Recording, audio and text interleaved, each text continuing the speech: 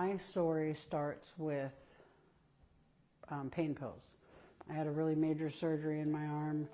When I went to jail for my first charge, by the time I got out, I couldn't find pain pills, but I had met all these friends in jail, right? And they were like, well, we can't find you pain pills, but we can find you some heroin, and it's like pain pills on steroids, and it was all downhill from there. When I realized that it had become an issue, heroin had become an issue for me, was within a couple of months after starting.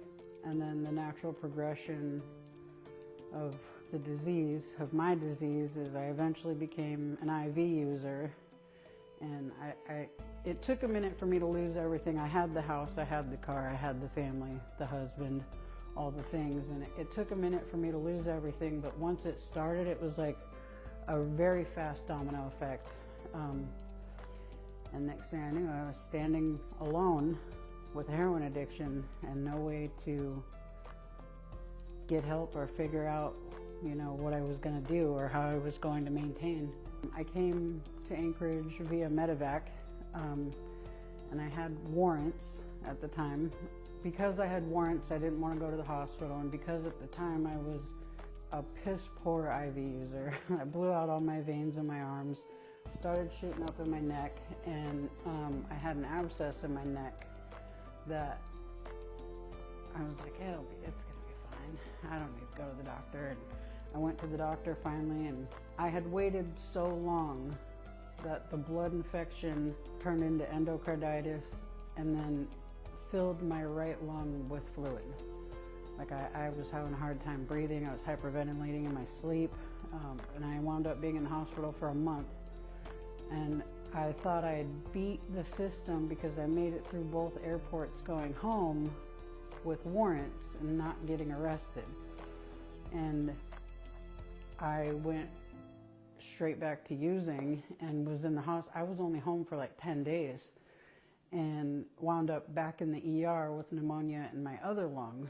And that's when I couldn't even, I was in so much pain. I had to sit up straight. I couldn't hardly walk. I couldn't do anything. And it was on that medevac flight where I remember praying to God, please just help me figure this out. I don't know what I'm gonna do. All I know is if I don't change the way I'm living, I'm gonna kill myself, whether I'm trying to or not. I remember being in active addiction, living in my car, sitting in my car by myself, bawling, praying, if I could just get to a detox center up north, because there's no detox centers in Juneau.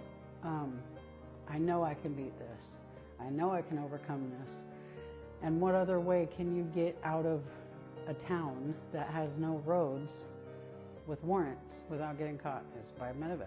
A doctor at Matsu Regional, I don't even remember his name, but after he got me stable, he had asked me if I had heard of True North.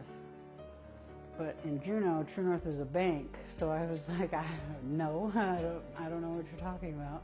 He was like, I really think you could benefit. He's like, but I need to know that you're serious about wanting to change what you're doing. And I said, absolutely, 100%.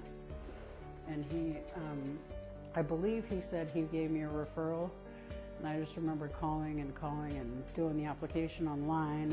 And it was really difficult because I had warrants. I couldn't just walk into the DMV without getting arrested. So I didn't have an ID. And to get into treatment, you need an ID. So it was this whole back and forth with the Native Clinic to get a copy of my tribal ID.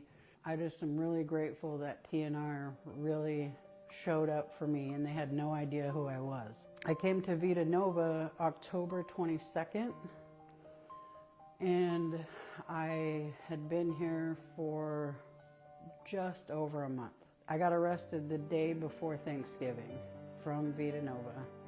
The troopers came and got me, took me to Highland, and I was there I came back 2 days before Christmas. And then I graduated Vita Nova March 7th, which happens to be the same, that's my mother's anniversary, of her death. And it was March 20 years the day I graduated. And to me, it was like a sign that I'm doing the right thing, right? Like I'm right where I'm supposed to be. I transitioned to sober living and outpatient, and I was there for about a month, and then I got on ankle monitor and did all my ankle monitor time while I was doing treatment at outpatient and working. And then once I graduated there, I started working here. It's amazing to be able to be, like, at first it was really like, I didn't really know what to expect, but I kind of did because I had been a client before. So I just tried to show up and be that staff member that I needed when I was here, right? And just let them know, because for me, knowing that the staff member knows what I'm going through or has been through it themselves and can understand on a different level versus just reading it out of a book made all the difference in the world for me. Made me want to stay more, made me more willing to talk to them and receive feedback or advice, you know, because I remember being in active addiction, like, I'm never going to get out of this. Like, how am I going to get out of this? And one of the biggest things for me coming to TNR was I felt not just accepted, but welcomed and wanted from the moment I walked through the door at outpatient to do my assessment. I've never really experienced that before. Like, I don't know any of these people. Like, I've only met the receptionist once, but everybody I come in contact tells me that they're glad that I'm here, and I never understood that. And I get it now, you know, because I catch myself telling even people that have been here for a minute and the newcomers, like, we're glad you're here, you know, and it makes sense to me now, but back then I was like, how do you know that you're glad that I'm here? When I first got here, I didn't have any hope of getting my kids back. I've got 3 boys, and they're teenagers now, and I thought that was a lost cause, you know. I thought that, but I recently moved into my own 3-bedroom apartment that I'm on the lease for. I drive my own vehicle that I pay insurance on, and I've signed the trial home visit paperwork with OCS, and I'm just waiting for them to send me my kid. Like, I never thought, like, I just never imagined my life being the way it is. I have people in my life outside of work, not just at work, but outside of work also, that call and check on me. Like, people didn't ever used to do that before. Family, maybe, if I was lucky, you know. But mainly it was like, what do I have for them? And today, they really just want to know how I'm doing. And it's such a blessing, you know, and I can't imagine living in any other way now.